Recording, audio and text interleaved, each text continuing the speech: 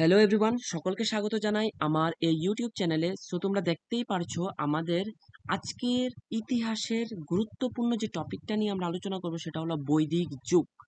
এর আগের ভিডিওটা যদি না দেখে থাকো প্লিজ তোমরা সেটা আগে দেখবে, কারণ আমরা চাইছি যে হিস্ট্রিটাকে একদম স্টেপ বাই স্টেপ সিরিয়ালে মানে ক্রনোলজিটাকে মেনটেন করে আমরা একদম এগোতে থাকবো এবং শেষ পর্যন্ত আমরা গিয়ে মডার্ন হিস্ট্রি যে ভারত যখন স্বাধীন হয় সেখানে গিয়ে আমরা শেষ করব। সো এর জন্য তোমাদের সম্পূর্ণ সাপোর্ট আমার দরকার। এর আগের ভিডিওটা একটু দেখে নেবে, সেখানে আমি ইন্ডাস ভ্যালি সিভিলাইজেশন হরপ্পা সভ্যতার সঙ্গে রিলেটেড গুরুত্বপূর্ণ এক্সাম ওরিয়েন্টেড একদম ডিটেইলি একদম ভালোভাবে আলোচনা করে দিয়েছি। তোমরা অবশ্যই একবার দেখবে। তারপর আজকে যেটা আমরা আলোচনা করব, হরপ্পা সভ্যতা শেষ করার পর ইতিহাসের প্রাচীন ভারতের ইতিহাসের নেক্সট সবথেকে যে গুরুত্বপূর্ণ জিনিসটা হলো সেটা হলো বৈদিক যুগ। So I am giving one assurance to you all that if you follow this video and if you watch the whole video, you will definitely get a crystal clear understanding about the Vedic age. Okay, so late get start. এবার দেরি না করে আমরা আগে সুন্দর করে এটার explanation শুরু করি। কোনো ধরনের এমসিকিউ না, এমসিকিউ দিয়ে লাভ হবে না। আবার গদ্যের আকারের পড়াও, বড় বড় উঁচা বই পড়াও এখন সম্ভব না। আমাদের exam related to the point, but কনসেপ্টটাকে একদম বিল্ড করে করে তারপর এগোতে হবে। আমার ইচ্ছা আছে তারপর আমরা পলিটিটাও শুরু করব, জিওগ্রাফিও শুরু করব, এবং সবকিছু ওকে থাকলে আমরা সিডিপিতেও জাম্প করব। ঠিক আছে, তাহলে শুরু করি। তাহলে আজকে আমাদের বিষয় যেটা হলো বৈদিক যুগ। এবার টাইমলাইন সম্পর্কে আমি এর আগেও বলেছিলাম, এর আগের ভিডিওটাতেও বলেছিলাম যে জিরোর আগেটাকে আমরা খ্রিস্টপূর্বাব্দ বলি, যেটাকে বলি বিসি, বিফোর ক্রাইস্ট। আর জিরোর পরে জিরোটাকে আমরা যে টাইম মনে করি যে যীশু খ্রিস্টের জন্মের সময়ের এর আগের ঘটনাকে আমরা বিসি দিয়ে ডিনোট করি, এবং পরের ঘটনাকে আমরা খ্রিস্টাব্দ বা কমন এরা দিয়ে আমরা ডিনোট করি। তো দেখা যাচ্ছে বৈদিক যুগের যদি সময়কাল দেখি, তাহলে 1500 খ্রিস্টাব্দ থেকে প্রায় 600 খ্রিস্টপূর্বাব্দ। বোঝা গেল? তাহলে জিরো যীশু খ্রিস্টের জন্মের প্রায় 1500 থেকে যে 600 খ্রিস্টপূর্বাব্দের সময়ের মধ্যে আমরা কিন্তু যে বৈদিক যুগের উত্থান পতন এবং সব ধরনের পরিবর্তন আমরা এই সময়টার মধ্যে দেখতে পাই। এবার আমাকে বলো তো, তোমরা যদি আগের ভিডিওটা দেখে থাকো এই কমেন্ট বক্সে বলো তো আমাদের হরপ্পা সভ্যতার সময়কালটা কি ছিল। এটা অবশ্যই একটু কমেন্ট বক্সে জানাবে। তাহলে শুরু করি। এবার শুরু করার আগে একটু একটু জিনিস আমরা একটু জেনে নেব, ঠিক আছে? দেখো, বৈদিক যুগের উৎপত্তি এবং মানে এটা ওভারভিউটা আগে একটু জেনে নিই, ঠিক আছে? আমাদের যে বৈদিক যুগটা সেটাকে আবার দুইটা ভাগে ভাগ করা হয়েছে, ঠিক আছে? একটা হলো আদি বৈদিক যুগ মানে আর্লি ভেদিক এজ, আর এটা হলো পরবর্তী বৈদিক যুগ। দেখো, এত কমপ্লেক্সিটির কিছু নেই, সম্পূর্ণটা তো আমি বললাম প্রায় 1500 থেকে 600 খ্রিস্টপূর্বাব্দ, মানে এই যে 1500 থেকে 600 খ্রিস্টাব্দের সময়কালটাকে আবার দুইটা ভাগে ভাগ করেছে। এবং দুইটা ভাগ কেন ভাগ করেছে? অবশ্যই দুইটা ভাগের মধ্যে কিছু না কিছু পার্থক্য আছে। এটা বুঝতে হবে যে যখন হিস্ট্রি বা টাইমলাইনে কোনো কিছু পরিবর্তন বা মানে সময়ের সাথে সাথে নাম পরিবর্তন হচ্ছে, অবশ্যই কিছু না কিছু ইতিহাসে পরিবর্তন হয়েছে, সেই জন্যই তো নামটা পরিবর্তন হয়েছে, তাই তো? তাহলে দেখো, 1500 থেকে 600 খ্রিস্টাব্দের মধ্যে যে আমি খ্রিস্টপূর্বাব্দে, সরি আমি যদি ভুল বলে থাকি আমি বলছি খ্রিস্টপূর্বাব্দে, এটা কিন্তু খ্রিস্টাব্দের কোনো ঘটনা নেই এখানে, সবটাই যীশু খ্রিস্টের জন্মের অনেক কবে 1500 বছর আগের কথা বলছি আমরা। তাহলে দেখো, আদি বৈদিক যুগ মানে আর্লি বৈদিক যুগের সময়কালটা আমরা কত ধরি? 1500 থেকে 1000। ঠিক আছে, দেখো জিরোর দিকে যত যাচ্ছি তখন কিন্তু আমরা মডার্নের দিকে যাচ্ছি, মনে রাখবে এই কথাটা, ঠিক আছে? জিরো যে মাত্র ক্রস করবো তখন তখন আমরা খ্রিস্টাব্দতে আলোচনা করা শুরু করবো। এবার দেখুন, আদি বৈদিক যুগের সময়কালটা হলো 1500 থেকে 1000, আর পরবর্তী বৈদিক যুগ 1000 থেকে 600। আমি তো বললাম টোটাল 1500 থেকে 600 খ্রিস্টাব্দে সময়ের মধ্যে আমাদের সম্পূর্ণ বৈদিক যে যুগের যে যা আমাদের পড়ার এখানে কমপ্লিট হয়ে যায়। তাহলে কেন আমরা ডিভাইড করলাম এই দুটা, মানে বৈদিক যুগকে আবার দুইটা ভাগ করার কেনই বা প্রয়োজন পড়লো, কি বেসিক মানে তাদের মধ্যে ডিফারেন্স, সেটা অবশ্যই আমরা দেখবো এখন, ঠিক আছে? প্রথম কথা হলো যে, আচ্ছা এতটুকু তো জানা গেল। এবার দেখো, নেক্সট হলো তোমাদের লিপি। এবার যে বৈদিক যুগ সম্পর্কে আমরা কোন লিপি থেকে জানতে পারি, তাহলে লিপিটা হলো, এটা হলো, দেখো, বোগাস কয়। স্পেলিংটা একটু দেখে নেবে, ইংলিশটাও দেখে নেবে, যেহেতু এটা এমসিকিউ এক্সাম তাহলে আমাদের একটু যদি পড়ে যায় দ্যাট ইজ এনাফ, বিকজ সেখানে কিন্তু আমরা কোনো হ্যান্ড রিটেন কিছু লিখছি না। টেট এক্সামের কথা যদি বলি, সেখানে তো আর কোনো ডিসক্রিপটিভ পেপার নেই। পড়ো, আন্ডারস্ট্যান্ডিং তৈরি করো, আর এরকম কনসেপ্টটা যদি তৈরি হয়ে যায় যা টিক করা সঠিক করে, that is our point, right? So এটা হলো তোমার শিলালিপি, যেখানে আমরা বৈদিক যুগের যে সবকিছু আমরা দেখতে পাই, এটাই আর সোর্স বলতে পারো, ঠিক আছে? এবার এতে বৈদিক যুগে দেবদেবী যেমন ইন্দ্র, বরুণ ইত্যাদির নাম উল্লেখ আছে। ঠিক আছে? এবার বৈদিক যুগে আমরা কাদের সম্পর্কে পড়বো কাদের সম্পর্কে? সাধারণত বলা হয় যে যেখানে আমরা এই হরপ্পা সভ্যতা যেখানে সমাপ্ত হয়, তারপর আমরা জানতে পারলাম যে আর্যরা ভারতে আসা শুরু করলো। ঠিক আছে? এবার আর্যরা কোথা থেকে আসলো? বিশ্বাস করা হয় যে আর্যরা মধ্য এশিয়া, সেন্ট্রাল এশিয়া যে, সেখান থেকে তারা ভারতের দিকে আসা শুরু করলো। একদল তুরস্ক থেকে ইউরোপের দিকে আর অন্য দল ভারতের দিকে আসতে থাকে। বুঝতে পারলো? তাহলে আমি যদি প্রশ্ন আসে যে আর্যরা যে ভারতে কোথা থেকে আসে, তাহলে সেন্ট্রাল এশিয়া মানে মধ্য এশিয়া থেকে। নেক্সট আমাদের গুরুত্বপূর্ণ বিষয় যে আর্যদের ভাষা কি? তাহলে আর্যদের ভাষা হলো কি? সংস্কৃত। মনে রাখবে তো, আর্যদের ভাষা হলো সংস্কৃত। আর্যদের বেদ সংকলনকারী হিসাবে বিবেচনা করা হয়। এটা তো এই জন্যই তো এই সভ্যতার নাম বৈদিক সভ্যতা। ঠিক আছে? এটা হলো বেসিক জিনিস। টাইমলাইন বুঝলাম আমরা, কাদের সম্পর্কে পড়বো এটাও বুঝলাম। এবার এই যে বিষয়টা টাইমলাইনের যে এই পার্টটা দেখো, নামই রয়েছে বৈদিক যুগ, মানে এখানে বেদের পুরো এক্সপ্লেনেশন এই অধ্যায়ে থাকবে। ইতিহাসের এই পার্টটার মধ্যে তুমি বেদ সম্পর্কে একদম ডিটেল ধারণা তোমাকে মানে নিতে হবে, এখান থেকে বুঝতে হবে, জানতে হবে। ঠিক আছে? তাহলে শুরু করি, নেক্সট টাইম। এবার কিছু ওয়ার্ড আমাদের জানতে হবে, যেমন ওই বেদের মধ্যে উল্লেখ আছে যেমন ভ্রাতা, এটা একদম ইজি। ভ্রাতা মানে কি? ইংরেজিতে, বাংলা এখানে লেখা আছে ভাই বা ব্রাদার। সপ্ত কথার অর্থ সংস্কৃতে যেটাকে সপ্ত বলে সেটাকে বলে সেভেন, মানে সাত বাংলায়। আর এটাকে বলে অন্তর। আচ্ছা, অন্তর লেখা আছে যেটা সংস্কৃতে, তো যেটার মানে হলো গিয়ে নিচে বা ভেতরে। এটা জাস্ট মানে similar sounding word related to Sanskrit. এবার আমাদের মেইন জিনিসগুলো আস্তে আস্তে বুঝতে হবে। প্রথমত হলো বেদ, মৌলিক ধারণা। এবার বেদ সম্পর্কে কয়েকটা জিনিস ফ্যাকচুয়াল কোয়েশ্চেন ডাইরেক্ট পরীক্ষাতে আসে, সেই জন্য এগুলো একটু জানতে হবে অবশ্যই। যেমন আমাদের সবাই জানি যে মোট আমাদের বেদ কয়টা রয়েছে? চারটা রয়েছে। ঋগ্বেদ, সামবেদ, যজুর্বেদ, অথর্ববেদ। ঠিক আছে? এগুলো আমরা ডিটেলে আজকে কভার করব। আমি এসুরেন্স দিচ্ছি, আমার সাথে একদম লাস্ট পর্যন্ত থাকুন। বৈদিক যুগ সম্পর্কে মোটামুটি আমরা সবই এখানে শেষ করে দেবো। ঠিক আছে? তারপর তুমি যেখান থেকে মনে হয় সেখান থেকে এমসিকিউ করতে পারো। এমসিকিউ কিন্তু আসলে কিচ্ছু না। এমসিকিউ হলো তুমি কতটুকু জানো সেটাকে তুমি অ্যাপ্লিকেশন করার জন্য এমসিকিউ করতে পারো।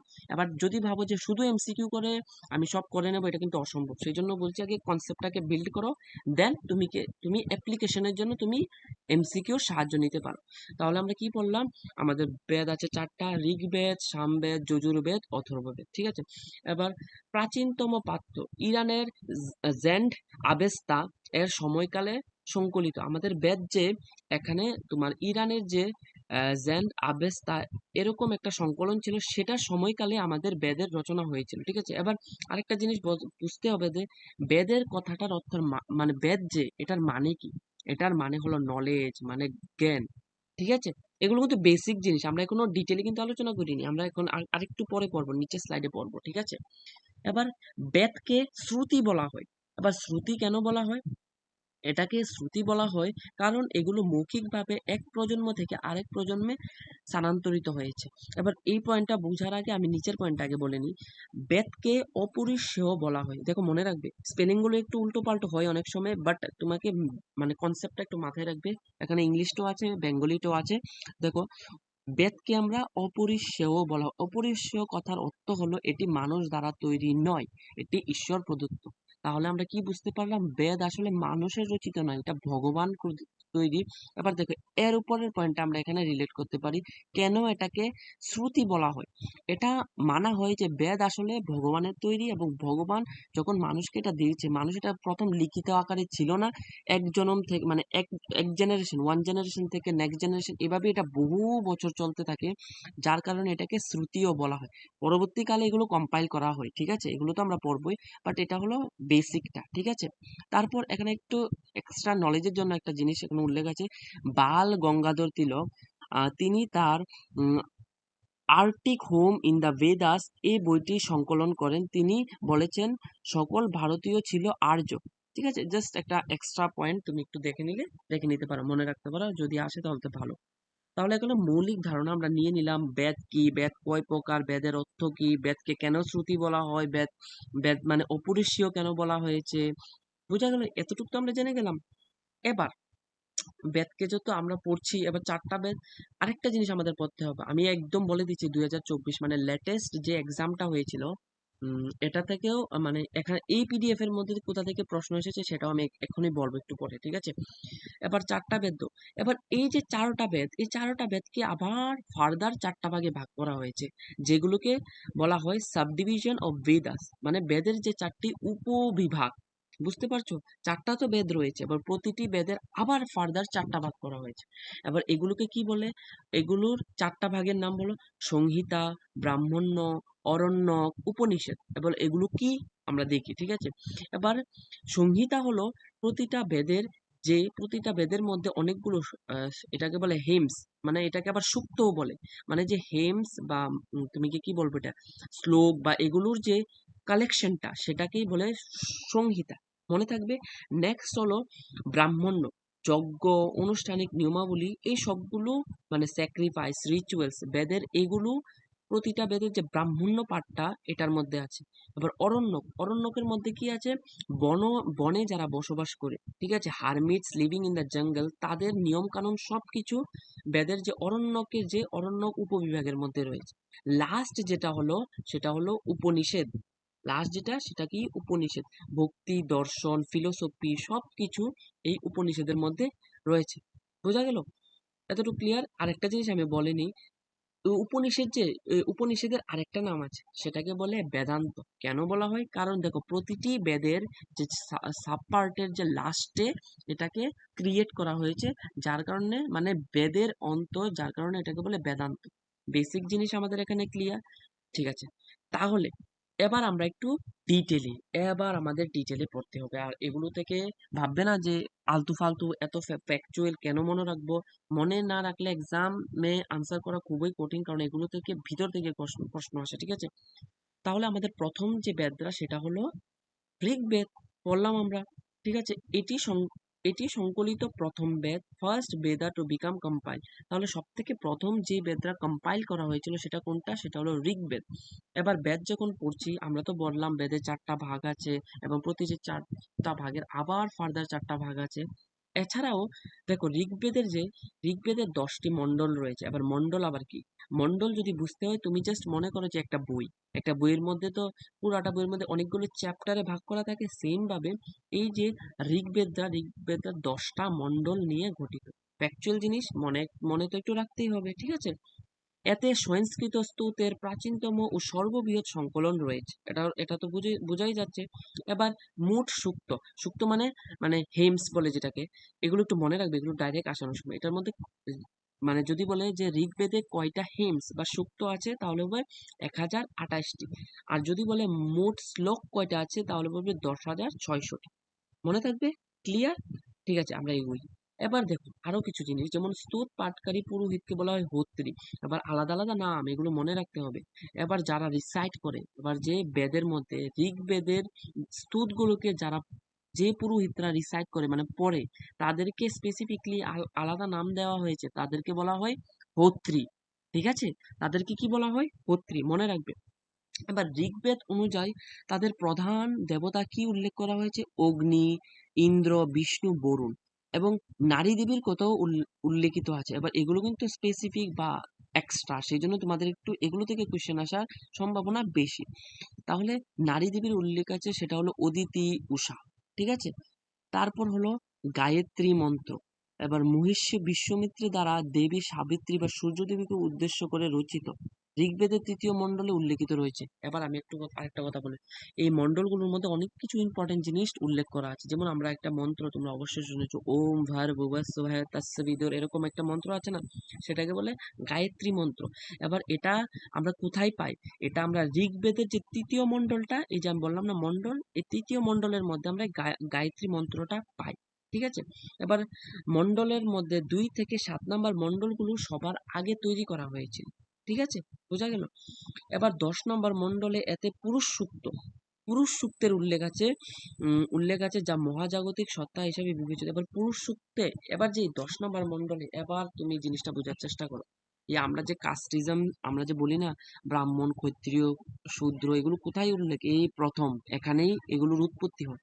এবার ঋগ্বেদের যে দশম মণ্ডলে এতে পুরুষ সূক্ত উল্লেখ আছে, যার মধ্যে দেখো যার মধ্যে 4টি বর্ণের কথা উল্লেখ আছে। এবার পুরুষের বিভিন্ন অঙ্গ থেকে 4 বর্ণের উৎপত্তি হয়েছে। এখানে পুরুষ বলতে আমাদের যে ব্রহ্মাণ্ড বা ব্রহ্মার যে সুপ্রিম যাকে বলা হয় সেটাই বোঝানো হচ্ছে এখানে।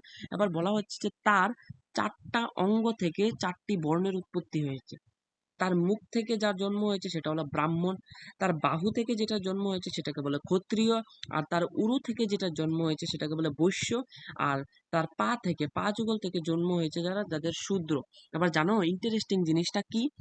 ইন্টারেস্টিং জিনিস হলো, কেন আমরা যে প্রথম বললাম না যে মানে বৈদিক যুগকে 2টা ভাগে ভাগ করেছিল, এটারও কারণটা হলো যে প্রথম যখন আমরা এই 4টা ভাগের কথা পাই, এবার এটা একদম ফ্লেক্সিবল ছিল। যারা ব্রাহ্মণ ছিল তারা ক্ষত্রিয়র কাজ করতে পারতো, যারা ক্ষত্রিয় ছিল তারা শূদ্রের কাজ করতে পারতো, শূদ্ররা ব্রাহ্মণের কাজ করতে পারতো। মানে এটা কোনো মানে বংশ পরম্পরায় ছিল না যে ব্রাহ্মণের ছেলেই ব্রাহ্মণ হবে, এরকম কোনো সিস্টেম ছিল না। তুমি যদি যোগ্যতা থাকে তাহলে তুমি শূদ্র হয়েও তুমি পূজা পূজা অর্চনা এসব করতে পারতে। মানে ইনডাইরেক্টলি আমি যদি বলি, সমাজে বর্ণ ব্যবস্থা ছিল, কিন্তু এগুলো কোনো ফিক্স বা কোনো ধরনের শোষণ বা এটা ফিক্স ছিল না যে বংশ পরম্পরায় তার ছেলেই তার হবে। সেই কারণে আমরা মানে ঋগ্বেদিক যে আর্লি বেদিক যুগটা আমি বললাম না 2টা ভাগ, ওই যুগটা একটু ভালো মনে করি। কিন্তু আমরা যখন ল্যাটার বেদিকটা পড়বো তখন দেখবো যে এই অবস্থা আরো খারাপ হয়, সেটা আমরা দেখবো, ঠিক আছে? এবার দেখো এগুলো কিন্তু মনে রাখতে হবে, যেমন গায়ত্রী মন্ত্র ঋগ্বেদের কততম মণ্ডলে আছে, 3 নম্বর মণ্ডলে আছে। পুরুষ সূক্তের কথা কত নম্বর মণ্ডলে আছে, 10 নম্বর মণ্ডলে আছে। 4টা ভাগ, এবার কোথা থেকে কোন পুরুষের কোন অঙ্গ, পুরুষের যে কোন পার্ট থেকে কোন মানে বর্ণের উৎপত্তি হয়েছে সেগুলো আমরা দেখতে হবে। এবার 9 নম্বর যে মণ্ডলটা আছে সেটার মধ্যে সোম দেবতা, ঠিক আছে? সোম দেবতা হলো উদ্ভিদের দেবতা, লর্ড অফ প্ল্যান্ট, এটার সম্পর্কে আমরা জানতে পাই। এছাড়া সোমরস এক ধরনের মানে এটা কি কি বলে অ্যালকোহলিক টাইপ, যেরকম নেশা যেরকম করে এরকম একটা ড্রিঙ্কের উল্লেখ আছে, সেটা মানে 9ম যে মণ্ডল সেটার মধ্যে উল্লেখ আছে। তাহলে বুঝতে পারলাম আমরা কিন্তু অনেক কিছু দেখলাম, কি ঋগ্বেদের কিন্তু অনেকটি জিনিস দেখলাম এখানে, ঠিক আছে? এগুলো বারবার রিভাইজ করবে, মনে রাখার চেষ্টা করবে। তাহলে নেক্সট আমরা যাই। নেক্সট হলো আমাদের নেক্সট বেদ হলো সেটা হলো সামবেদ। সামবেদ জানো, সামবেদের সবথেকে গুরুত্বপূর্ণ হলো এটি সঙ্গীতের প্রাচীনতম বই। আমাদের যে এখন যে সঙ্গীতগুলোর যে সুর, গানের সংকলন, chanting, মেলোডিস, oldest book of music, এগুলো সবকিছুর উৎসই হলো আমাদের সামবেদ, ঠিক আছে? এটি 2টি উপনিষদ নিয়ে গঠিত। এটার মধ্যে 2টা উপনিষদ আছে, একটা হলো ছন্দোগু উপনিষদ আর কেন উপনিষদ। এগুলো একটু মনে রাখবে, এরকম আসতেই পারে যে মানে ছন্দোগু যে উপনিষদটা এটা কোন বেদের অংশ, তাহলে আমরা বলবো সামবেদের, বোঝা গেল? আমাদের 3 নম্বর যে বেদটা রয়েছে সেটা হলো যজুর্বেদ। এবার এটি মন্ত্র, আচার অনুষ্ঠান, বলিদান, আমরা যে স্যাক্রিফাইস, যজ্ঞের নিয়মাবলী কিভাবে করতে হবে সেই যে সবকিছু আমরা কোথায় পাই, এই যে যজুর্বেদের মধ্যে একদম ডিটেলে এটা সম্পর্কে একদম আলোচনা করা হয়েছে। এবার এটি 2টি ভাগে বিভক্ত, ঠিক আছে? শুক্ল এবং কৃষ্ণ। শুক্ল মানে সাদা আর কৃষ্ণ মানে কালো, ঠিক আছে? এবার জাবাল উপনিষদ, এটি যজুর্বেদের একটি অংশ। এবার অনেক সময় আসে যে এই জাবাল উপনিষদ যে এটা কোন উপনিষদের সরি মানে কোন বেদের অংশ, তাহলে আনসার কি হবে? যজুর্বেদের, বোঝা গেল? এবার যজুর্বেদের আরো কিছু গুরুত্বপূর্ণ তোমার উপনিষদ আছে। একটা হলো বৃহদ্দরণ বৃহদারণ্যক, সরি একটু স্পেলিংটা দেখে নেবে, বৃহদারণ্যক উপনিষদ সব থেকে প্রাচীন উপনিষদ। আর এটা হলো গিয়ে কঠ কথা উপনিষদ, আসলে এটা একটু ভুল হয়েছে স্পেলিংটা, কথা উপনিষদ। তো এটার মধ্যে নিচেকেতা এবং যম মানে মৃত্যু দেবতার কথোপকথন গল্প রয়েছে। তো এগুলো কয়েকটা বেসিক আন্ডারস্ট্যান্ডিং এর জন্য মনে রাখার জিনিস, মনে রাখার চেষ্টা করবে, ঠিক আছে? তাহলে 3টা বেদ আমরা পড়লাম। এরপর যেটা একদম লাস্ট যেটা সেটা হলো তোমার অথর্ববেদ। এবার জানো অথর্ববেদ আমাদের যে এখন দেখি যে সুপারস্টিশন, ব্ল্যাক ম্যাজিক, কালো জাদু, এই সব কিছুর উৎস হলো গিয়ে এই বেদ, ঠিক আছে? কুসংস্কার, অশুভ আত্মা তাড়িয়ে দেওয়া, এগুলো যে সবকিছুই অথর্ববেদের মধ্যে উল্লেখ আছে। এবং রোগ ব্যাধি দূর করা, জাদুটোনা, মন্ত্র, magical formulas, everything is written in this Atharvaveda. এবার এই অথর্ববেদা 20টি কাণ্ডে বিভক্ত, ঠিক আছে? এবার অথর্ববেদেরও কিছু গুরুত্বপূর্ণ তোমার এই উপনিষদ রয়েছে। এবার সেগুলো কি? মুন্ডক উপনিষদ।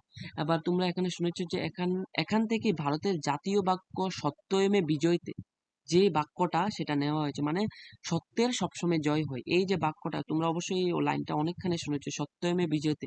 এই যে লাইনটা এটা কোথা থেকে নেওয়া হয়েছে? অথর্ববেদের যে মুন্ডক উপনিষদ সেখান থেকে নেওয়া হয়েছে।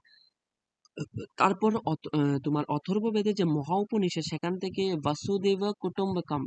এবার এটার মানে কি? সমগ্র বিশ্বই একটি পরিবার, মানে এই সমগ্র বিশ্বের মানুষই আমার আপনজন। এই যে বাসুদেব কুটুম্বিকম, এই যে লাইনটা, যেটা মহা উপনিষদ থেকে নেওয়া হয়েছে, আর যেটা কিসের ভাগ? এটা হলো অথর্ববেদের ভাগ। ঠিক আছে, মনে থাকবে। আর এটা হলো মান্ডুক্য উপনিষদ। তাহলে বোঝা গেল। আই হোপ এই জিনিসগুলো ক্লিয়ার। একটু ফ্যাকচুয়াল, এই যে বৈদিক যুগটা, এটার মধ্যে অনেক ফ্যাকচুয়াল জিনিস একটু মনে রাখার চেষ্টা করতে হবে। এবার উপনিষদ সম্পর্ক তথ্য হলো, উপনিষদকে বেদান্ত, এটা তো আমি আগেই বলে দিয়েছি, যেহেতু সব বেদের লাস্টে এগুলো কম্পাইল করা হয়েছে সেজন্য এগুলোকে বেদান্ত বলা হয়। ঠিক আছে, বোঝা গেল? ক্লিয়ার। আমরা নেক্সট পার্টে যাচ্ছি। এখন যে চার্টটা দেখাচ্ছি এটাতে বুঝার কিছু নেই, বাট এটাকে মেমোরাইজ করতে হবে। সেটা হলো 6 স্কুল অফ ফিলোসফি। বিভিন্ন রকমের ফিলোসফি দর্শন আমরা ওই সময় দেখতে পাই। এবার ওই দর্শনগুলোর কারা ফাউন্ডার এগুলো একটু মনে রাখলে মানে এর থেকে বেশি তোমার পরীক্ষায় আসার সম্ভাবনা কম। এগুলো কমপ্লেক্স মনে হচ্ছে, কিন্তু আমি দেখছি পরীক্ষায় এগুলো কন্টিনিউয়াসলি এগুলো থেকে প্রশ্ন আসে। এবার শুধু এগুলো মনে রাখো যে সংখ্যা দর্শন বা সংখ্যা যে ফিলোসফি, এটার ফাউন্ডার কে? এটার ফাউন্ডার হলো কপিলা বা কপিল। ঠিক আছে। এবার ন্যায় যে দর্শন, ন্যায় দর্শনের যে প্রবক্তাকে গৌতম। ঠিক আছে। যদি বলে বিশিষ্কা দর্শনের প্রবক্তাকে, তাহলে এটা কান্নাডা। হ্যাঁ, তুমি স্পেলিং গুলো একটু দেখে নেবে। মানে যেটা ট্রান্সলেট করা তো সেজন্য সব বেঙ্গলিটা একটু ভুল আসে, ইংলিশটা দেখে নেবে, দ্যাট ইজ পারফেক্ট। তারপর যোগ দর্শনের যদি বলি যে প্রবক্তাকে, তাহলে হলো পতঞ্জলি। ঠিক আছে। তারপরে তোমার উত্তর মীমাংসা বেদান্ত, সেটাকে বাদবায়ন। পূর্ব মীমাংসা জেমিনি। ঠিক আছে। এগুলো যদি বলে এগুলো কি, আসলে এগুলো একটু একটু মনে রাখবি যে ওই সময় যে 6টা ফিলোসফির উৎপত্তি হয় দর্শনের, বিভিন্ন টাইপের 6টা টাইপের। এই 6টা টাইপের যে প্রবক্তা কারা, এগুলো ক্রনোলজিতে লেখা রয়েছে। একটু ফ্যাকচুয়াল, একটু মনে রাখার চেষ্টা করো। এবার নেক্সট আমরা যাচ্ছি এই যে এই পার্টটা থেকে। বিশ্বাস করো, তুমি গিয়ে দেখো এই টেটের যে 2024 তো লাস্ট যেটা হয়েছিল, সেটাতে আমি এটা পেয়েছি, এই প্রশ্নটা এসেছে। বেদাঙ্গ কয়টি রয়েছে? প্রশ্ন জাস্ট নর্মালি এসেছে, বেদাঙ্গ কয়টি রয়েছে? 6টি বেদাঙ্গ রয়েছে। ঠিক আছে। এবার বেদাঙ্গ জিনিসটা কি সেটা বুঝতে হবে। কমপ্লেক্স কিন্তু করবে না। এর আগে যেটা পড়েছিলাম যে উপনিষদ, যেটা বেদান্ত, বেদান্ত মানে প্রতি বেদের লাস্টে যেটা কম্পাইল করা হয়েছে। আর বেদাঙ্গ হলো আরেকটা জিনিস। আবার বেদাঙ্গ জিনিসটা কি? বেদকে সঠিকভাবে বোঝা ও ব্যাখ্যার জন্য বেদাঙ্গ তৈরি হয়েছে। এগুলো উপনিষদের দার্শনিক শিক্ষা। বেদাঙ্গ মোট 6টি। এবার এখানে কি বলা হয়েছে, মানে এবার জানো যে বেদ খুব একটা টাফ জিনিস। এবার এগুলোকে পড়া, এগুলো সাধারণ মানুষ কিভাবে বুঝবে, কিভাবে কি নিয়ম ফলো করে, কিভাবে পড়তে হবে, এটাও তো জানতে হবে। এটা তো সংস্কৃত, অনেক টাফ ল্যাঙ্গুয়েজে লেখা, এটা তো সাধারণ মানুষ বুঝতে পারবে না। তাহলে বলছে যে বেদকে বুঝতে হবে এভাবে, মানে 6টি নিয়ম ফলো করে, যেটাকে আমরা বলি বেদাঙ্গ। এবার কি 6টা নিয়ম আমরা এখন দেখবো সেটা। প্রথম হলো শিক্ষা। শিক্ষা মানে দেখো বেদাঙ্গের পার্টিটা। এবার এই পার্টগুলো মানে এক কথায় যে এই বেদটাকে পড়ার নিয়ম, এভাবে এভাবে পড়লে তুমি বেদের মধ্যে কি আছে সেটা তুমি জানতে পারবে। প্রথম হলো শিক্ষা। শিক্ষা মানে ধ্বনি বিজ্ঞান ও উচ্চারণ। বেদের যে শ্লোকগুলো এগুলো কিভাবে উচ্চারণ করবে, এর ধ্বনি বিজ্ঞান সবকিছু তুমি যেটাতে পড়বে, সেটা কোন বেদাঙ্গের মধ্যে আছে সেটা হলো শিক্ষা। তারপর হলো কল্প। কল্প মানে ধর্মানুষ্ঠান, আচার ব্যবহার, study of practice and rituals, সেটা পড়বে। তারপরে হলো ব্যাকরণ। ব্যাকরণের মধ্যে কি পাই আমরা? ভাষা, ব্যাকরণ। তারপর হলো নিরুক্ত। নিরুক্তর মধ্যে আমরা শব্দাকৃতি বিদ্যা, তারপরে ব্যুৎপত্তিগত অর্থ, সেগুলো বেদের যে সংস্কৃতের শব্দাকৃতির যে বিদ্যা, ব্যুৎপত্তিগত অর্থ, সেগুলো আমরা পড়বো, মানে পড়তে হবে। তারপর হলো জ্যোতি। জ্যোতি ভুল, বাংলাটা ভুল এসেছে। জ্যোতি মানে কি? জ্যোতি তো তোমরা জানি। এখানে এই জায়গাটা একটু ভুল আছে, আমি একটু বলে দিচ্ছি। মানে জ্যোতি তো মানে বাংলা যদি পড়ো যে একটা কবিতা বা সবকিছু জ্যোতি, চিহ্ন, ছন্দ এইসব থাকে না, এগুলোর কথা বলা হচ্ছে। আর একটা হলো ছন্দ। ছন্দ তো কি সেটাই জানো, মিটার। যেমন কবিতার মধ্যে ছন্দ থাকে না, সেগুলোর কথা এখানে উল্লেখ আছে। মানে মূল কথা হলো যে বেদকে কিভাবে পড়তে হবে সেটাই এখানে বলা হয়েছে। যে ছয়টা ছয়টা পার্ট আছে যেগুলোকে বলা হয় বেদাঙ্গ। বোঝা গেল? খুবই ডিটেলে, এর থেকে ডিটেলে আমার মনে হয় না মানে আসার সম্ভাবনা আছে। জাস্ট এগুলোকে একটু ভালো করে একটু পড়তে হবে, এক দুইবার পড়তে হবে। এবার আমরা পড়বো যে ঋগ্বেদের যুগে ভৌগোলিক নদীসমূহ। এবার আমরা যে নদীগুলো দেখছি ওই সময়ও অনেক নদী বা যে ল্যান্ডফর্ম ছিল ইন্ডিয়ার পার্ট, কিন্তু এত সুন্দর নাম তো ছিল না, সেগুলোর ঐতিহাসিক নাম ছিল অনেক আগের, এত আগের নাম। সেই নামগুলোকে আমরা একটু পড়তে হবে। যেমন ঋগ্বেদে হিমালয়কে কি বলা হয়েছে? হিমবন্ত। তাহলে আসতেই পারে পরীক্ষায় যে ঋগ্বেদের মধ্যে, আমাদের বেদের মধ্যে হিমালয় কি নামে উল্লেখ আছে? হিমবন্ত। এরপরে তোমার হিন্দুকুশ পর্বত যে, সেটাকে কি বলে? মুজাব্বত। ঠিক আছে, এর উল্লেখ পাওয়া যায়। তারপর হলো আমাদের যে সিন্ধু নদী, এটার মধ্যে উল্লেখ আছে ঋগ্বেদের সপ্ত সিন্ধু। ঠিক আছে, এবার আরেকটু জিনিস এগুলো আসে পরীক্ষায়। ঠিক আছে, দেখো এগুলো তো প্রেজেন্ট নেই।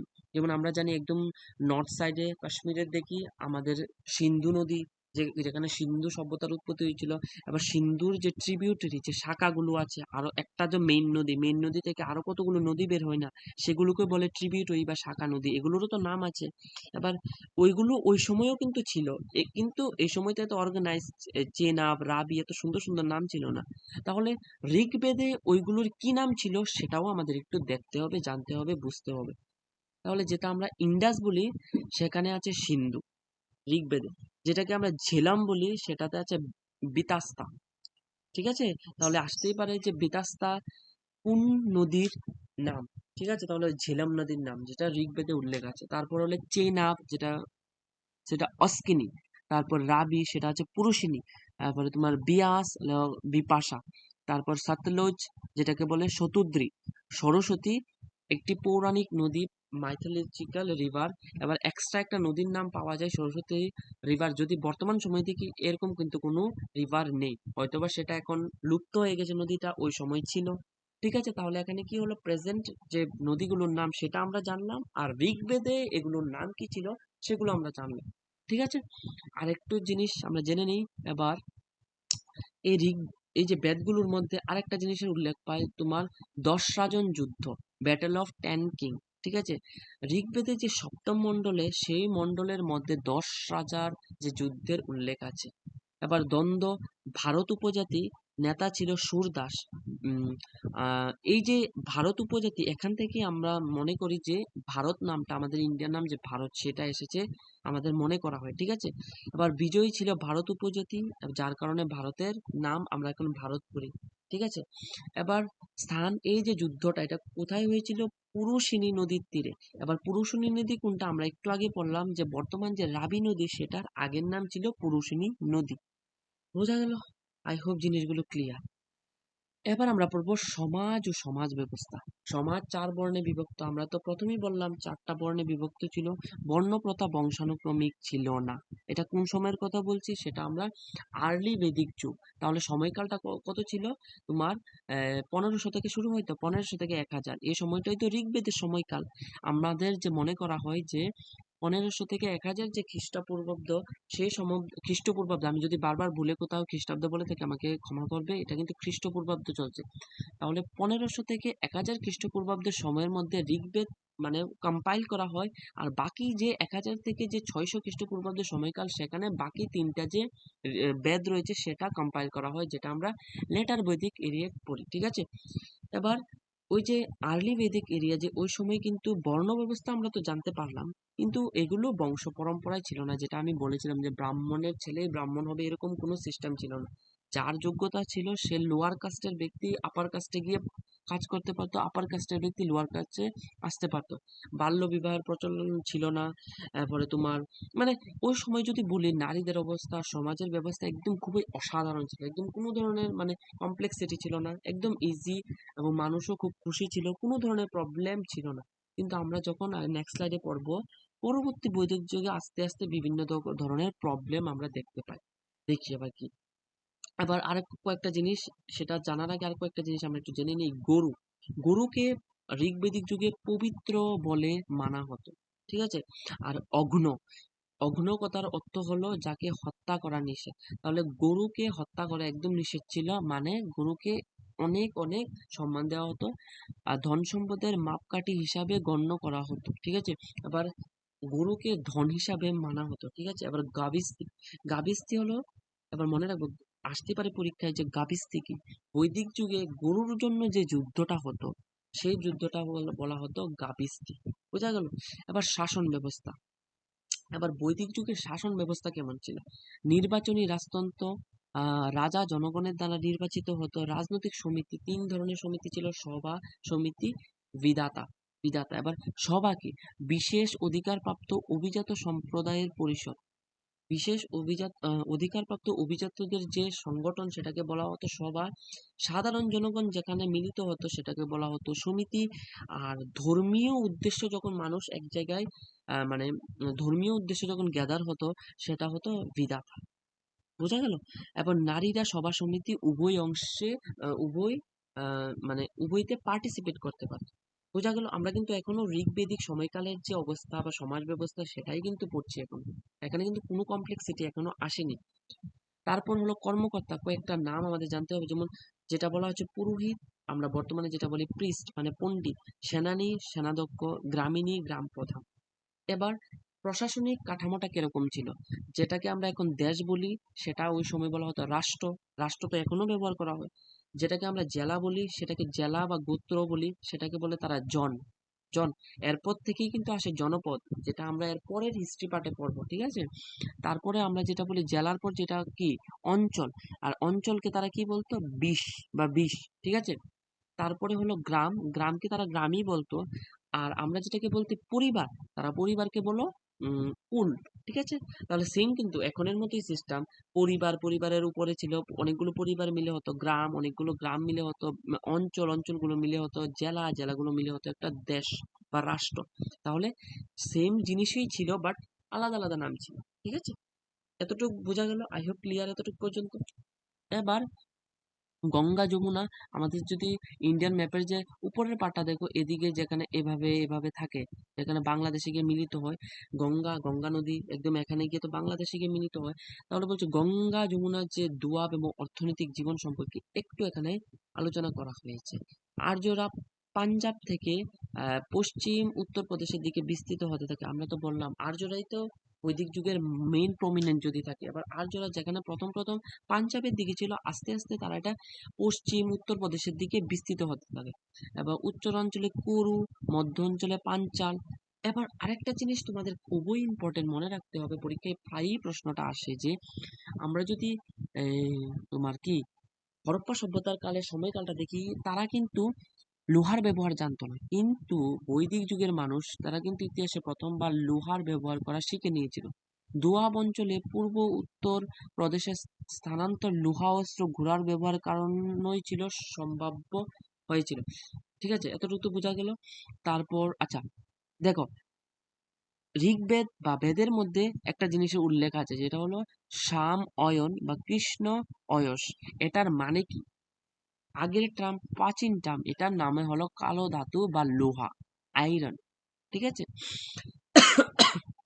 এতটুকু পর্যন্ত বোঝা গেল। এবার নেক্সট আমরা যাচ্ছি। এবার কৃষি, শস্য, এগ্রিকালচার এন্ড ক্রপস টার্মস। এবার কিছু টার্মস আমি বারবার বলছি যে তাদের কিন্তু নামগুলোই আসে পরীক্ষার মধ্যে বেশিরভাগ সময়, যে আমরা যেটাকে ধান চাল বলি বেদের মধ্যে সেগুলোকে কি বলা হয়েছে। যেমন ধান চালকে বেদের মধ্যে বলা হয়েছে ব্রিহি, বার্লিকে বলা হতো জব, এরপরে তোমার যে গম, গমকে বলা হতো গুদাম, আর যে কোনো শস্য বা খাদ্য শস্যকে বলা হতো ধান্য, ঠিক আছে। এগুলো একটু মনে রাখার চেষ্টা করবে, আসতেই পারে যে ব্রিহি কি, বৈদিক যুগে ব্রিহি কি, তাহলে আনসার কি হবে? রাইস মানে চাল অথবা ধান, বোঝা গেল, একদম ইজি। এবার হলো রাজনৈতিক কাঠামো, ঠিক আছে। এবার দেখো, এই দেখো একদম বড় করে লেখা আছে লেটার বৈদিক যুগ। এর আগে এতগুলো সবকিছু কিন্তু ভালো ভালো, এখানে কিন্তু নেগেটিভ কিচ্ছু ছিল না, সবকিছুই ভালো ছিল। সবকিছু ডিভিশন যাই ছিল সবকিছু ফ্লেক্সিবল ছিল। কিন্তু এখন আমরা পড়বো যে লেটার বৈদিক যুগের অবস্থাটা কিরকম। এবার আমরা দেখতে পারবো আস্তে আস্তে কি হচ্ছে। হ্যাঁ, এবার দেখো লেটার বৈদিক যুগে রাজনৈতিক সংগঠনে কি ছিল? কেন্দ্রীভূত ছিল। এবার সভা, সভা আমরা প্রথম পড়লাম সভা, সভা ছিল অভিজাতদের, এবার হয়ে গেল ব্রাহ্মণদের। আস্তে আস্তে ওই যে কি বললাম বর্ণ ব্যবস্থাটা কঠোর হতে থাকে। এবার প্রথম যে মানে লেটার বৈদিক যুগে যেটা উপরে যেটা ছিল সভা, সেম সভা, কিন্তু এখানে ব্রাহ্মণদের আধিপত্য বাড়তে থাকে, নারীদের অংশগ্রহণ কমতে থাকে। দেখো নেগেটিভ পয়েন্ট আসা শুরু হয়ে গেছে।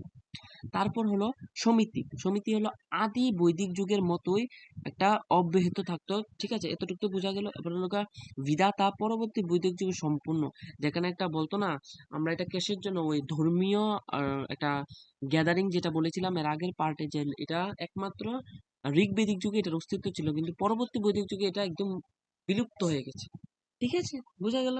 চলো তারপর আরেকটু পরে নিই। এবার দেখবো অবস্থাটা কি। এবার একটু এখানে ডিটেলেই আলোচনা করা হয়েছে বর্ণ প্রথা, আশ্রম ব্যবস্থা, বিবাহ প্রথা।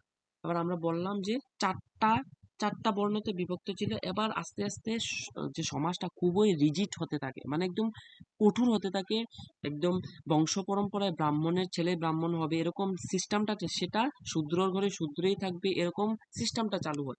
এবার ব্রাহ্মণের কাজ কি, তারা যজ্ঞ, ধর্মীয় আচার অনুষ্ঠান সেগুলো করবে।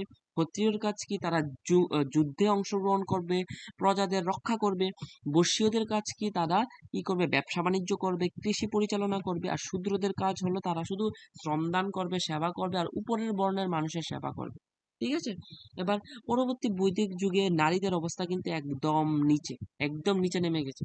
গোত্র প্রথা, এই যুগে প্রথম গোত্র ব্যবস্থার উদ্ভাবন হয়। এবার বোঝা গেল এতটুকু পর্যন্ত। এবার দেখো জাবালা উপনিষেধ।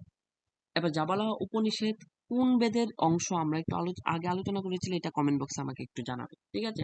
এবার জাবাল উপনিষেধে উল্লেখিত 4টি আশ্রমের কথা উল্লেখ রয়েছে, ঠিক আছে।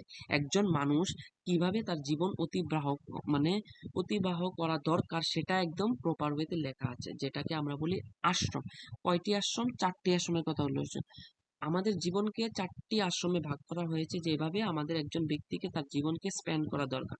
যেমন ব্রহ্মচর্য, গৃহস্থ, বানপ্রস্থ, সন্ন্যাস। স্পেলিংটা ভুল আছে আবার এখানে, সন্ন্যাস, ঠিক আছে। এবার ব্রহ্মচর্য বলতে কোন সময়কালটা বলছে, যে তোমার জীবনের প্রথম পর্যায়ে, মানে 0 থেকে 25 বছর সময়কাল তোমার শিক্ষা লাভ, ছাত্র জীবন এভাবে কাটানো দরকার। তারপর তোমার 25 থেকে 50 বছর তোমাকে সাংসারিক এবং পারিবারিক জীবনে তোমার জীবনকে ব্যয় করবে। তারপর যে বাকি 50 থেকে 75 বছর, এবার তুমি বলতেই পারো যে 100 বছর কারাই বাঁচে। আবার একটু মনে রাখতে হবে, আমাদের যে জীবনকাল দিন দিন কিন্তু কমছে।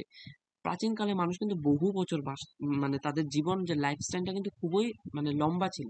তারপর বলল যে তৃতীয় পর্যায়ে 50 থেকে 75 বছর তাকে বানপ্রস্থ করতে হবে, মানে তার জীবন ত্যাগ, মানে সংসার ধর্ম ত্যাগ করে তাকে অরণ্যে অবসর করতে হবে এবং ঈশ্বরের চিন্তায় তাকে মত্ত থাকতে হবে।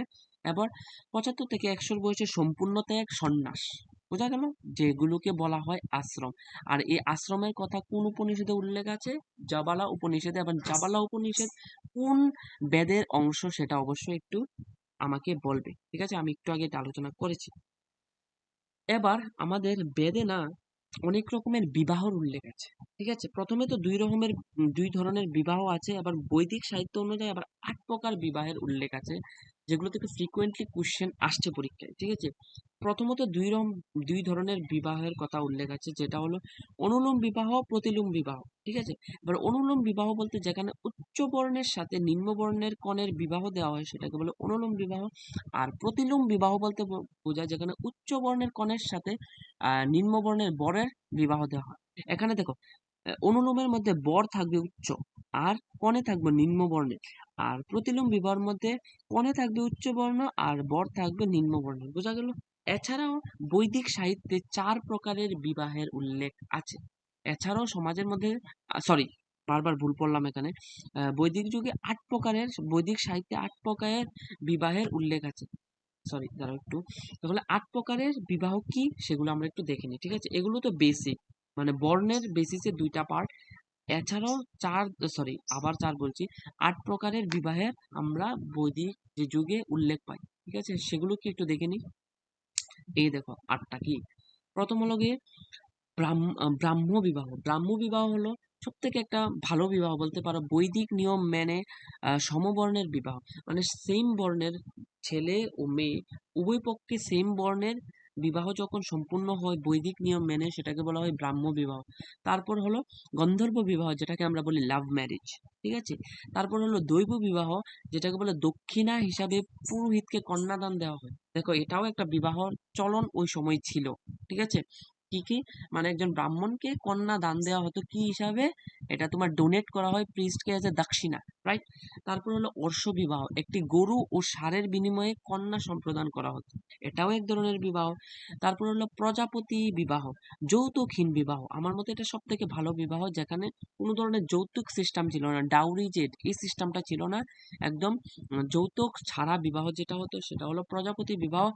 তারপর হলো আরেকটা হলো অসুর বিবাহ, মানে পণ্য দিয়ে কন্যাকে, মানে কোনো একটা জিনিস দিয়ে পণ্য দিয়ে একটা মেয়েকে কন্যাকে কিনে নেওয়া হতো, পারচেজ, ম্যারেজ বাই পারচেজ, যেটাকে বলা হয় অসুর বিবাহ।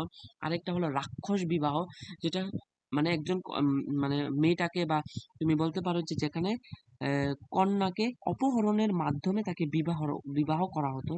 আর একটা লাস্ট যেটা, সেটা হলো পৈশাচিক বিবাহ, অচেতন বা অসহায় নারীকে জোরপূর্বক বিবাহ করা। তো এই ৮ ধরনের বিবাহর আমরা উল্লেখ পাই, যেগুলো লেটার বৈদিক যুগের মানে প্রমিনেন্ট ছিল, ঠিক আছে। এবার বৈদিক যুগের একটু দেবদেবীদের সম্পর্কে যদি একটু দেখে নিই, বৈদিক যুগের দেবদেবী আদি বৈদিক যুগে মানে আর্লি বৈদিক রিলিজিয়নে তারা প্রকৃতির পূজা করত। তারা কোনো মূর্তি পূজায় বিশ্বাস করতো না, কোনো দেবালয় বা মন্দির ছিল না, তারা প্রার্থনামূলক যজ্ঞ বা বলিদান সম্পাদন করত। এবার দেখো কিসের দেবতা ছিল, এটা হলো এই যে পার্টটা, সেটা হলো তোমার আর্লি বৈদিক যুগের যে দেবতা। নিচে পড়বো আমরা পরবর্তী বৈদিক যুগে। আর্লি বৈদিক যুগে যেমন ইন্দ্র, ইন্দ্র কিসের দেবতা, তাকে পুরন্দরও বলা হয়। দুর্গ ধ্বংসকারী, নাঙ্গলের দেবতা, কতগুলো দেবতা হিসাবে তাকে মানা হতো ইন্দ্রকে। তারপরে পৃথিবী, ভূমির দেবতা, অগ্নি, মানুষ ও ঈশ্বরের মধ্যস্থকারী, ঠিক আছে। আবার জানো ওই সময় মনে করা হতো যখন মানে ফায়ার অ্যাল্টারে মানে অগ্নিকুণ্ডতে আগুন ধরানো হতো, এটাতে ধোঁয়া উঠতো উপরে যেত, বা আগুনটাকে তারা মনে হতো যে ভগবান এবং মানুষের মধ্যে কানেকশন তৈরি করে, ঠিক আছে। এবার সোম, উদ্ভিদের দেবতা, বায়ু, বাতাসের দেবতা, রুদ্র, গবাদি পশুর রক্ষক, প্রোটেক্টর অফ ক্যাটেলস, অদিতি, দেবতাদের মাতা, এবং সাবিত্রী হলো সূর্য দেবী। আবার পরবর্তী বৈদিক যুগে দেখা গেল অন্যান্য দেবতা যেমন রুদ্র বেশি গুরুত্ব পান সেখানে, যেখানে ইন্দ্র ও অগ্নির গুরুত্ব হ্রাস পায়। আরেকটা দেবতা যেন পুষণ, মানে পশুর দেবতা থেকে শূদ্রদের দেবতায় পরিণত হন। এবং প্রজাপতি বিশ্ব ব্রহ্মাণ্ড সৃষ্টিকর্তা হিসাবে সর্বোচ্চ স্থানে আসে। মূর্তি পূজা গুরুত্ব পেতে শুরু করে, পশু পশু বলি আড়ম্ব আড়ম্বরপূর্ণ অনুষ্ঠান বৃদ্ধি পায়, ঠিক আছে। এবার তারপর দেখো কয়েকটা যজ্ঞের কথা উল্লেখ আছে, এগুলো একটু দেখে নিই। একটা হলো অশ্বমেধ যজ্ঞ, সাম্রাজ্য বিস্তারের জন্য ঘোড়া ছোটানোর যজ্ঞ। এবার দেখো তোমরা যদি লব কুশের যদি মানে জিনিসটা জেনে থাকো যে, আচ্ছা লব কুশের কথা বাদ দাও, অশ্বমেধ যজ্ঞ বলতে কি, একটা রাজা একটা যজ্ঞ করে এই ঘোড়াটাকে ছেড়ে দিত। এবার ঘোড়াটা বিভিন্ন অঞ্চলে ঘুরতো, ঘুরে ঘুরে মানে এটা ঘুরতো। এবার কোনো একজন যদি ওই ঘোড়াটাকে আটকাতো, মানে ঘোড়াটাকে আটকানো মানে ওই যে যে যজ্ঞটা করে ছেড়েছে তার বিরুদ্ধে যুদ্ধ, মানে ঘোষণা করা যে ওর থেকে ও বেশি পাওয়ারফুল। এবং এই যে যুদ্ধটা সেটাকেই মানে এই যজ্ঞটা যে করা হতো ঘোড়া দিয়ে, সেটাকেই বলা হতো অশ্বমেধ যুদ্ধ মানে যজ্ঞ। তারপর আরেকটা যজ্ঞ আছে যেখানে রাজসূয় যজ্ঞ, আরেকটা হলো তোমার বাজপেয়ী যজ্ঞ। এত ইম্পর্টেন্ট না, তোমরা তবু দেখে নিতে পারো। তারপর এবার যদি আমরা দেখি মৃৎশিল্প ও দুই যুগের তুলনামূলক পার্থক্য, ঠিক আছে। এবার আদি বৈদিক যুগে গেরুয়া, লাল ও কালো রঙের মৃৎপাত্র মানে ochre, black and red ware pottery ব্যবহার হতো। ইন্ডাস ভ্যালি সিভিলাইজেশনে আমরা কি পড়েছিলাম অবশ্যই একটু কমেন্ট বক্সে জানাবে, কি ধরনের পটরি তারা ব্যবহার করতো। আর পরবর্তী বৈদিক যুগে ধূসর রঙের মৃৎপাত্র, গ্রে কালার্ড পটরি দেখা যেত, বোঝা গেল, ঠিক আছে। আবার দেখি আর কি আছে। আহ, মোটামুটি শেষ, এটাই লাস্ট পার্ট। আবার আদি বৈদিক যুগ বনাম পরবর্তী বৈদিক যুগ, এবার এখানে একটু কম্পারিজন রয়েছে। ঠিক আছে, কি কম্পারিজন? জীবিকা। আবার আদি বৈদিক যুগে পশুপালনকারী সমাজ ছিল, কিন্তু পরবর্তী বৈদিক যুগে যেহেতু আমরা দেখি আয়রনটা একটা আবিষ্কার বা আয়রনের ব্যবহার তারা শিখে গিয়েছিল, তারা জঙ্গল পরিষ্কার করে কৃষি ব্যবস্থার উন্নতি করতে শুরু করে। নারীদের অবস্থা যদি বলি, মানে একদম আর্লি বৈদিক যুগে তাদের অবস্থা খুবই ভালো ছিল, কিন্তু পরবর্তী সময়ে একদম তাদের অবস্থা একদম খারাপ হতে থাকে। তারপর যদি বলছি যে পেশার উপর ভিত্তিক নমনীয়, মানে এটা বলছি যে বর্ণ প্রথা কিন্তু ওই সময় নর্মাল ছিল, কোনো মানে রিজিড ছিল না। আমি তো এটা বারবার বললাম যে বর্ণপ্রথা ছিল, কিন্তু এক এক বর্ণের মানুষ আরেক বর্ণ পারফর্ম করতে পারতো, কিন্তু পরবর্তী সময় দেখা গেল এটা খুবই কঠিন হতে হতে শুরু হয়, এবং ব্রাহ্মণের যে আধিপত্য সমাজে বৃদ্ধি পেতে থাকে। মূর্তি পূজা প্রথম দিকে ছিল না, কিন্তু পরবর্তী সময়ে সেটা শুরু হয়। কেবল ঋগ্বেদ সংকলন, আমি তো বললাম আর্লি বৈদিক যুগে শুধুমাত্র একটা বেদকে সংকলন করা হয়েছিল, কিন্তু বাকি তিনটাকে কবে এই, সংকলন করা হয় পরবর্তী বৈদিক যুগে। ঠিক আছে, তাহলে এরপর আচ্ছা ঠিক আছে, এগুলোকে একটা শর্ট কোয়েশ্চেন। তাহলে এখানেই আমাদের বৈদিক যুগ কিন্তু শেষ হয়। এবার দেখো এটার সঙ্গে আমরা কিভাবে কানেকশন করব। এরপরে যদি যাই মহাজনপদ আচ্ছা পর্ব, এছাড়াও দেখবে যে এখানে নতুন আরেকটা ধর্মের মানে রাইজ হয়, বুদ্ধিজম জৈনিজম ওই সময় খুবই পপুলারিটি পায়। এবার তুমি একটু এই জিনিসগুলো যদি বুঝে থাকো, তাহলে কিন্তু অবশ্যই তুমি এটা বুঝতে পারবে যে কেন ওই সময়ে ওই যে বুদ্ধিজম জৈনিজমটা এত পপুলারিটি পায়। কারণ পরবর্তী বৈদিক যুগ আসতে আসতে ব্রাহ্মণরা এত পরিমাণ অতিষ্ঠ করে দিয়েছে সাধারণ মানুষকে, মানে ভগবানের কাছে যেতে হলে তাদের মাধ্যম হিসাবে যেতে হবে, প্রচুর দামি দামি স্যাক্রিফাইস, তারপরে দান, তারপরে টাকা পয়সা, সব দিকে দেখো শুধু ব্রাহ্মণরা একদম আধিপত্য দেখাচ্ছে, সাধারণ মানুষ না একদম অতিষ্ঠ হয়ে যাচ্ছে। যার কারণে যখন তারা চাইছিল যে একটা সহজ মার্গ খুঁজে পেতে যেখানে তারা মানে ভগবানের আরাধনা করে ভগবানকে লাভ করতে পারে, তো সেই সময় দেখা গেল জৈনিজম এবং বুদ্ধিজম তাদের ফিলোসফিটা খুবই নর্মাল ছিল, যার কারণে ওই সময় এটা খুবই পপুলারিটি পায়। দেখা যাক আমরা বুদ্ধিজম এবং জৈনিজম এই দুটোটাই আমরা পরবর্তী সময়ে আলোচনা করে দেব। তাহলে আজকের ভিডিওটা আমরা এখানে শেষ করব। দেখো কি সুন্দর সিরিয়ালে চলছে। আমরা বৈদিক যুগ পড়লাম, বৈদিক যুগ শেষ হলো, সরি ইন্ডাস ভ্যালি সিভিলাইজেশন অর্থাৎ হরপ্পা সভ্যতা পড়লাম, হরপ্পা সভ্যতার ডিক্লাইন কিভাবে হলো। দেখো হরপ্পা সভ্যতার ডিক্লাইনের মধ্যে একটা পয়েন্ট কিন্তু উল্লেখ ছিল যে হয়তোবা বাইরে থেকে ফরেনাররা আক্রমণ করেছিল, যেমন আর্যরার কথা উল্লেখ পায়। তো এবার আর্যরাই কিন্তু দেখো বৈদিক যুগ কিন্তু পুরো আর্যদের নিয়ে, যেখানে বেদের রচনা, বেদের মধ্যে কি এবং কিভাবে বর্ণ ব্যবস্থা উল্লেখ হয়, বিভিন্ন প্রকারের বিবাহ, সব কিছু এটার মধ্যে উল্লেখ। আবার এত কমপ্লেক্সিটির মধ্যে কিভাবে মানুষ আবার নতুন পথ খোঁজা শুরু করে, সেগুলো কিন্তু আমরা এখন দেখবো এরপরের ইয়েতে আমরা আলোচনা করব। ঠিক আছে, এরপরে ভিডিওটাতে আমরা হয়তোবা জনপদ আলোচনা করব, আর নয়তোবা বুদ্ধিজম এন্ড জুনিজম। দেখো বুদ্ধিজম এন্ড জুনিজম কিন্তু একটা ধর্মের পার্ট, সেটা একটা আলাদা বিষয়। তারপর আমরা হিস্ট্রিটা কিভাবে যাচ্ছে সেটা আর একটা আলাদা বিষয়। ঠিক আছে, আজকের জন্য এতটুকুই। আমি নিজে স্বীকার করছি যে ভিডিওটা একটু কমপ্লেক্স ছিল, জিনিসগুলো একটু কমপ্লেক্স, এগুলো মনে রাখা একটু কঠিন, আসলেই কঠিন। কিন্তু এক দুইবার তিনবার নিজেকে প্রশ্ন করো, যে জিনিসটা বুঝো না এটা আবার নিজে আলগা একটু এফোর্ট দাও, তারপর দেখো আলটিমেটলি জিনিসটা তোমার আয়ত্তে আসা শুরু হবে। তাহলে আজকের জন্য ভিডিওটা এতটুকুই, এখনই সমাপ্ত রাখছি। অবশ্যই ভিডিওটা কেমন হয়েছে আমাকে জানাবে। ঠিক আছে, আজকের জন্য এতটুকুই, দেখা হচ্ছে পরবর্তী ভিডিওতে।